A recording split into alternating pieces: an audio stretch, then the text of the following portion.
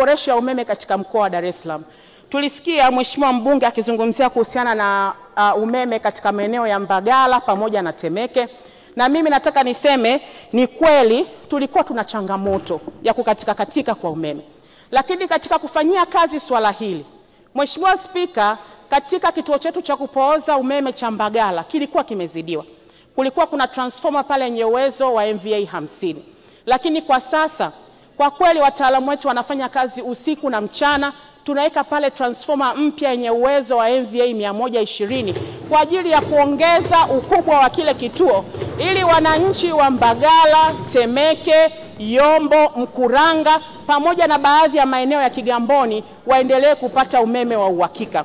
Kwa hiyo niwahakikishie waheshimiwa wabunge, hususan wale ambao wanatokea katika maeneo ya Mbagala na Temeke pamoja na Yombo, Mkuranga na baadhi ya maeneo ya Kigamboni, kazi hii imefikia mwishoni. Muda wowote kuanzia sasa transformer ile itaanza kufanya kazi, na kwa kweli tutakuwa tumepunguza kwa kiasi kikubwa changamoto ya kukatika kwa umeme.